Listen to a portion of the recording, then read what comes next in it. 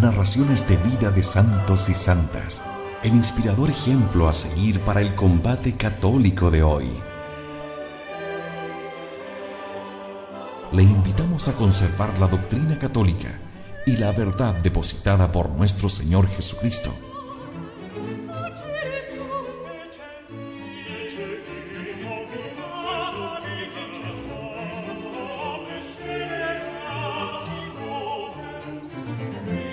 Somos Convicción Radio, auténtico catolicismo, por la gloria de Dios y la salvación de las almas.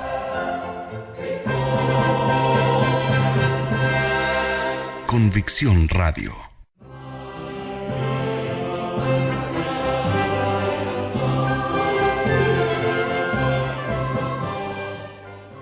Una vez más, queridos amigos, llega hasta ustedes Vida de San Benito de Nurcia.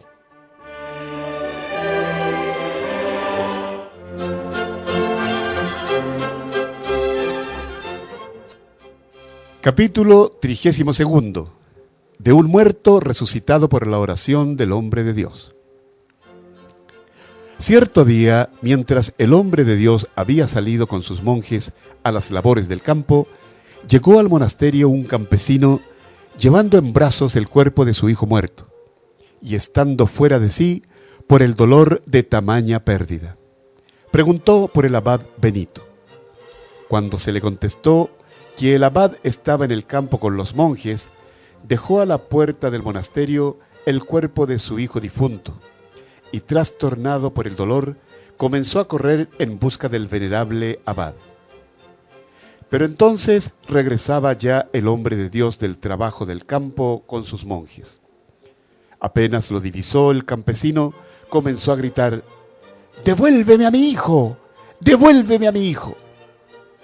Al oír estas palabras, se detuvo el hombre de Dios y le dijo: «¿Es que te he quitado yo a tu hijo?». A lo que respondió aquel: «Ha muerto, ven y resucítalo». Al oír esto, el siervo de Dios se entristeció sobremanera y dijo: «Retiraos, hermanos, retiraos, que estas cosas no son para nosotros, son propias de los santos apóstoles. ¿Por qué queréis imponernos cargas que no podemos llevar?». Pero el campesino, abrumado por el dolor, persistía en su demanda, jurando que no se había de ir si no resucitaba a su hijo. Entonces el siervo de Dios preguntó: «¿Dónde está?». Él le respondió: «Su cuerpo yace junto a la puerta del monasterio». Llegado que hubo allí el hombre de Dios con sus monjes, dobló las rodillas y se echó sobre el cuerpecito del niño. Luego se levantó y, alzando las manos al cielo, dijo: «Señor, no mires mis pecados, sino la fe de este hombre que pide que se le resucite a su hijo, y devuelve a este cuerpecito el alma que le has quitado». Apenas había acabado de decir las palabras de esta oración, cuando volvió el alma al cuerpo del niño, estremeciéndose éste de tal modo que quedó bien patente a los ojos de todos que aquel cuerpo se había agitado conmovido por una sacudida maravillosa. Tomó entonces al niño de la mano y, vivo y sano, lo entregó a su padre. Aquí queda de manifiesto Pedro que no estuvo en su poder el hacer este milagro, ya que postrado en tierra pidió poder para realizarlo. Voz de Pedro: «Está claro que todo es como dices, porque has probado tus palabras con hechos. Pero dime, por favor, si los santos pueden hacer todo lo que quieren y si alcanzan todo lo que desean obtener».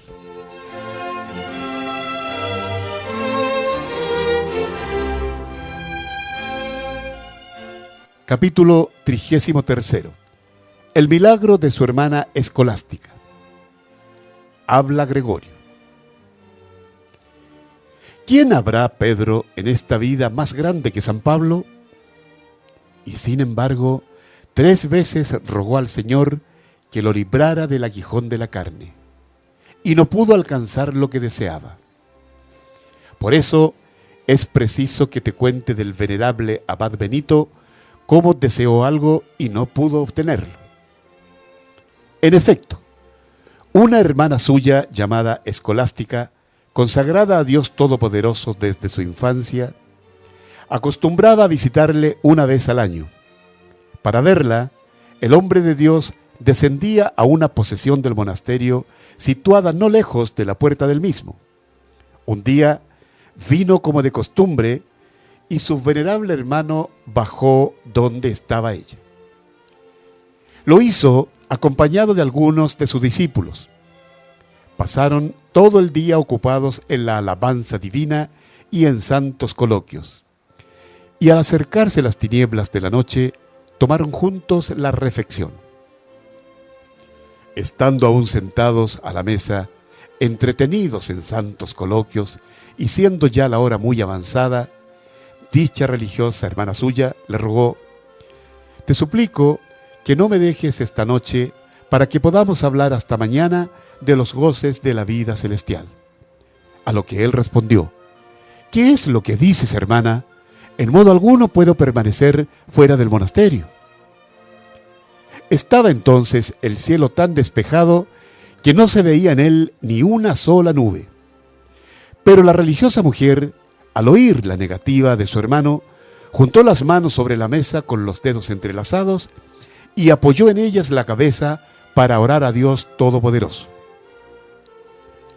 Cuando levantó la cabeza de la mesa, era tanta la violencia de los relámpagos y truenos y la inundación de la lluvia, que ni el venerable Benito ni los monjes que con él estaban pudieron trasponer el umbral del lugar donde estaban sentados. En efecto, la religiosa mujer, mientras tenía la cabeza apoyada en las manos, había derramado sobre la mesa tal río de lágrimas que trocaron en lluvia la serenidad del cielo. Y no tardó en seguir a la oración la inundación del agua, sino que de tal manera fueron simultáneas la oración y la copiosa lluvia, que cuando fue a levantar la cabeza de la mesa, se oyó el estallido del trueno, y lo mismo fue levantarla que caer al momento la lluvia.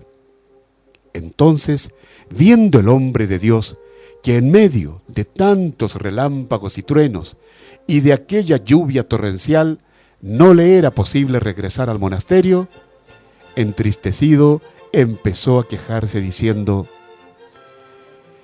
«Que Dios Todopoderoso te perdone, hermana. ¿Qué es lo que has hecho?». A lo que ella respondió: «Te lo supliqué y no quisiste escucharme.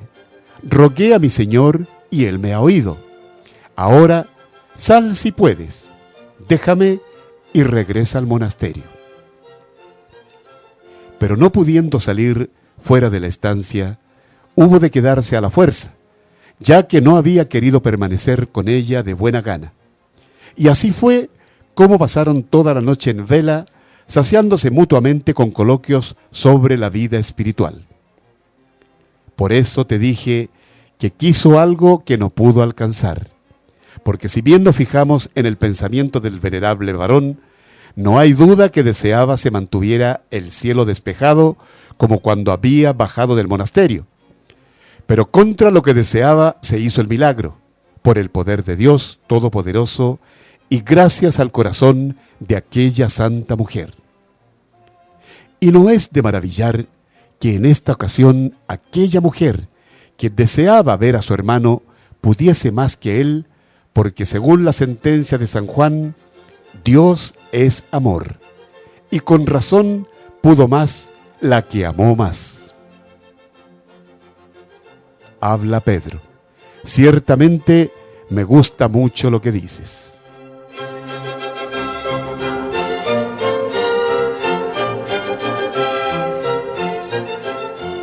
Capítulo 34. ¿Cómo vio salir de su cuerpo el alma de su hermana? Habla Gregorio: Al día siguiente, la venerable mujer volvió a su morada, y el hombre de Dios regresó también al monasterio. 3 días después, estando en su celda con los ojos levantados al cielo, vio el alma de su hermana, que saliendo de su cuerpo penetraba en lo más alto del cielo en forma de paloma.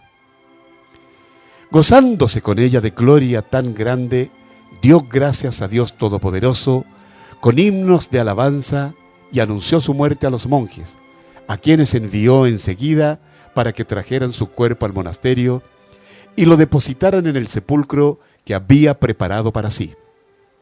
De esta manera, ni la tumba pudo separar los cuerpos de aquellos cuyas almas habían estado siempre unidas en el Señor.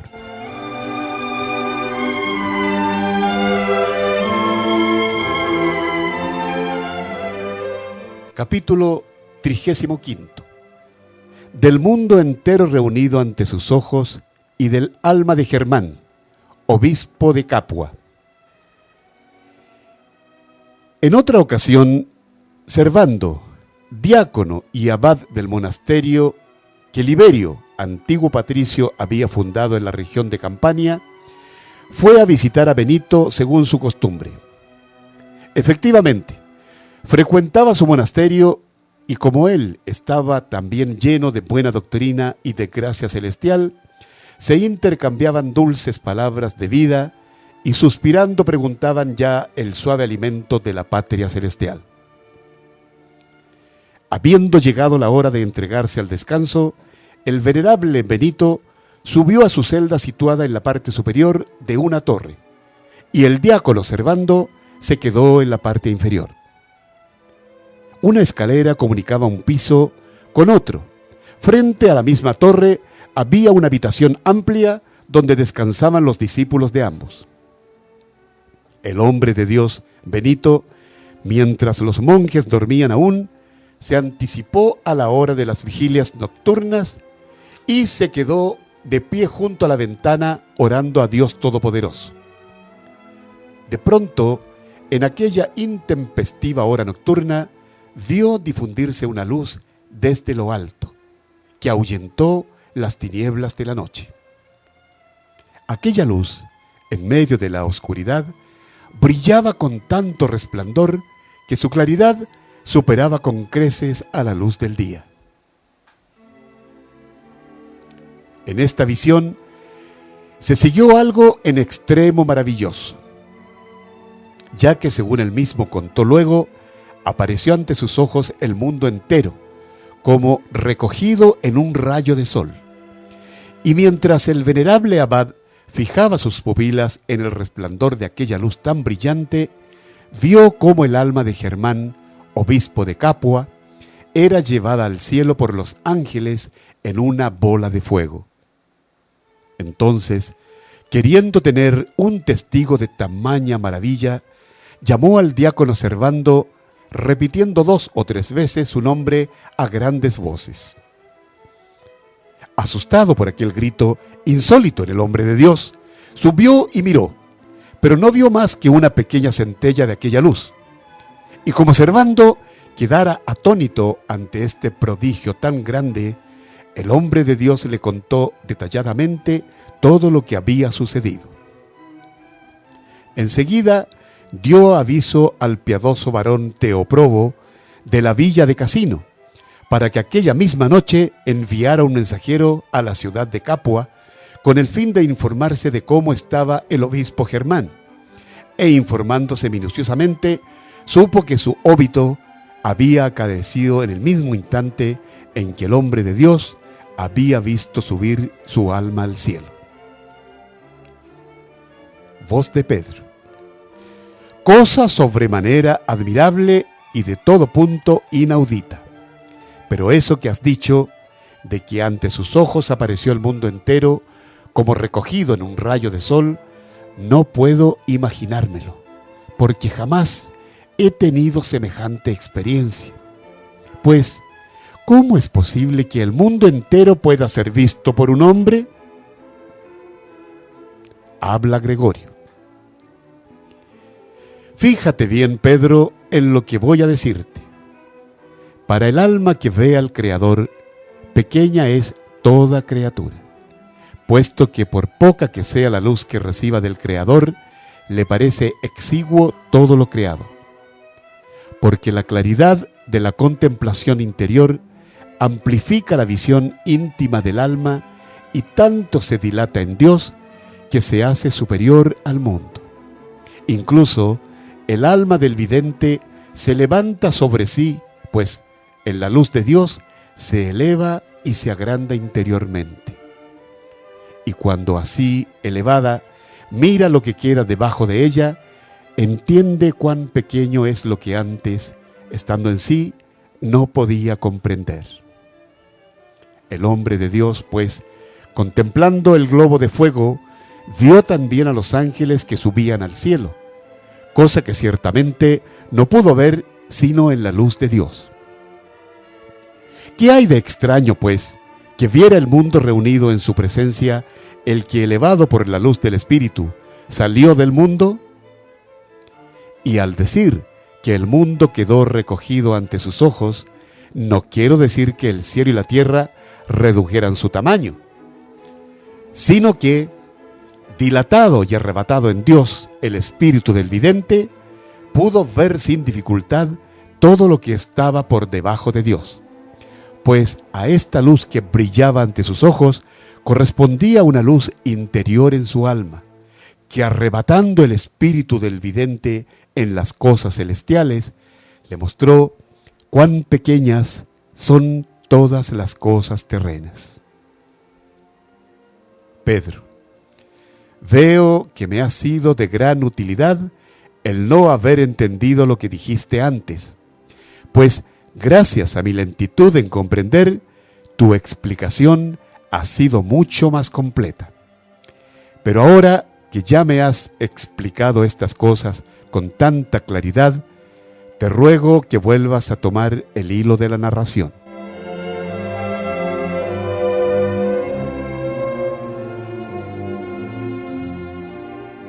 Capítulo 36, que escribió una regla monástica. Habla Gregorio.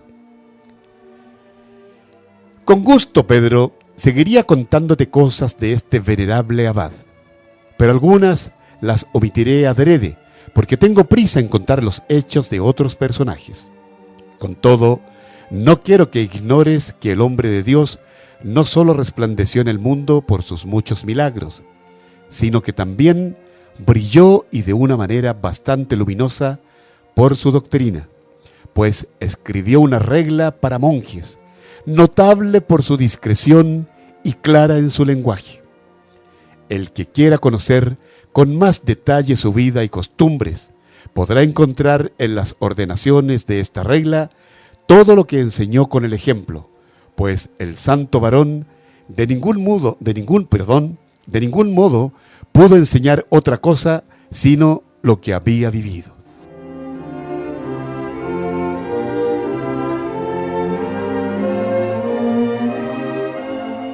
Capítulo 37. La profecía que de su muerte hizo a los monjes. En el mismo año que había de salir de esta vida, anunció el día de su santísima muerte a algunos de los monjes que vivían con él, y a otros que estaban lejos. A los que estaban presentes les recomendó que guardaran silencio de lo que habían oído, y a los ausentes les indicó la señal que les daría cuando su alma saliera del cuerpo. 6 días antes de su muerte, mandó abrir su sepultura. Pronto fue atacado por la fiebre y comenzó a fatigarse a causa de su violento ardor. Como la enfermedad se agravaba cada día más, al 6º día se hizo llevar por sus discípulos al oratorio, donde, confortado para la salida de este mundo, con la recepción del cuerpo y la sangre del Señor, y apoyando sus débiles miembros en las manos de sus discípulos, permaneció de pie con las manos levantadas al cielo y exhaló el último suspiro entre palabras de oración. En el mismo día, 2 de sus monjes, uno que vivía en el mismo monasterio y otro que estaba lejos de él tuvieron una misma e idéntica visión. Vieron, en efecto, un camino adornado de tapices y resplandecientes de innumerables lámparas que en dirección a oriente iba desde su monasterio al cielo. En la parte superior del camino, un hombre de aspecto venerable y lleno de luz les preguntó si sabían qué camino era el que estaban viendo. Al contestarle ellos que lo ignoraban, les dijo: «Este es el camino por el cual el amado del Señor, Benito, ha subido al cielo». Así pues, los presentes vieron la muerte del santo varón y los ausentes la conocieron por la señal que les había dado. Fue sepultado en el oratorio de San Juan Bautista, que él mismo había edificado sobre el destruido altar de Apolo. Y tanto aquí como en la cueva de Subiaco, donde antes había habitado, brilla hasta el día de hoy por los milagros, cuando lo merece la fe de quienes los piden.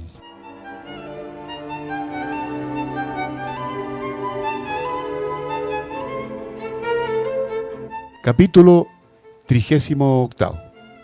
De una mujer loca curada en su cueva. No ha mucho ocurrió el hecho que voy a narrar. Una mujer loca, mientras tuvo enajenado el juicio, vagaba día y noche por montes y valles, bosques y campos, sin descansar en parte alguna, sino donde lo obligaba la fatiga. Un día, después de haber andado errante durante mucho tiempo, llegó a la cueva del bienaventurado Benito y quedóse allí dormida, ignorando empero dónde había entrado. Al día siguiente salió tan sana de juicio como si nunca hubiera sufrido desvarío alguno, y durante el resto de su vida conservó la salud que había recobrado. Habla Pedro. ¿Por qué vemos con frecuencia que sucede lo mismo con los santos mártires, que no hacen milagros donde están sus cuerpos sepultados o hay reliquias suyas, y en cambio obran prodigios mayores donde no están sepultados? Gregorio. No dudo, Pedro, que los santos mártires pueden obrar muchos prodigios allí donde yacen sus cuerpos, como de hecho así sucede. Y allí hacen innumerables milagros a los que los solicitan con recta intención. Pero porque las almas enfermizas pueden dudar de que los mártires estén presentes para escucharlas, donde saben que no están sus cuerpos, por eso es necesario que obren mayores milagros donde un alma débil puede dudar de su presencia. Pero la fe de aquellos que tienen el alma unida a Dios tiene tanto más mérito cuanto que saben que aunque no estén sus cuerpos, no por eso dejarán de ser escuchados. Por eso, la misma verdad, para acrecentar la fe de sus discípulos, les dijo: si yo no me voy, no vendrá a vosotros el Espíritu Paráclito. Pero siendo así que el Espíritu Paráclito procede continuamente del Padre y del Hijo, ¿por qué dice el Hijo que debe retirarse para que venga el que no se aleja jamás de él? Pues porque los discípulos, viendo al Señor en la carne, tenían deseos de verlo siempre con los ojos corporales. Por eso les dijo con razón: si yo no me voy, no vendrá a vosotros el Espíritu Paráclito. Como si dijera abiertamente: si no sustraigo mi cuerpo a vuestras miradas, no puedo mostraros lo que es el amor del Espíritu. Y si no dejáis de verme corporalmente, jamás aprenderéis a amarme espiritualmente. Pedro: me gusta tu explicación. Gregorio: debemos hacer ahora una pequeña pausa en nuestra conversación, pues si hemos de seguir narrando los milagros de otros santos, preciso será que, entre tanto, con el silencio reparemos nuestras fuerzas.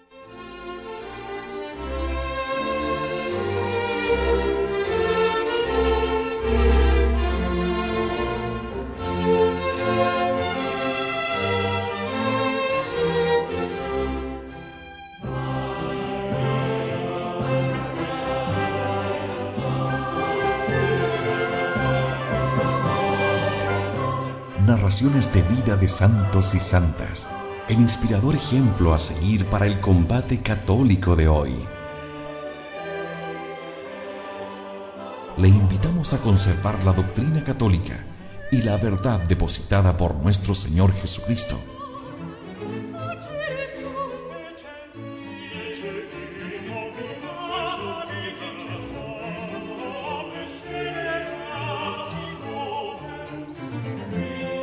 Somos Convicción Radio, auténtico catolicismo, por la gloria de Dios y la salvación de las almas.